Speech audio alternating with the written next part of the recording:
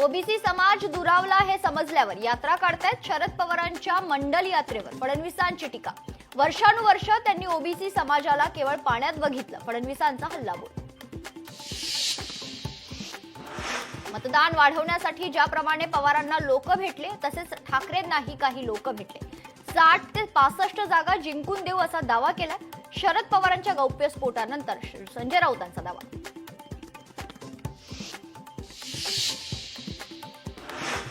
माजी राष्ट्रपती जगदीप धनखड कुठे आहेत, त्यांना कुणी गायब केलं का? कपिल सिब्बल यांच्यानंतर राऊतांकडूनही सवाल।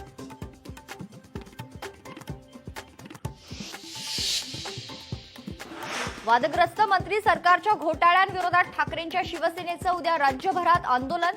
उद्धव ठाकरेंचं दादरमध्ये आंदोलन तर दिल्लीत इंडिया आघाडीचा निवडणूक आयोगावर मोर्चा। निवडणूक आयोग घोटाळेबाजांना संरक्षण देतं, संजय राऊतांचा दावा।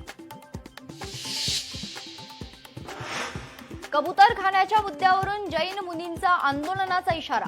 आंदोलन सुरू राहणार, शांत बसणार नाही, वेळ आली तर शस्त्र देखील उचलू, जैन मुनींचा इशारा।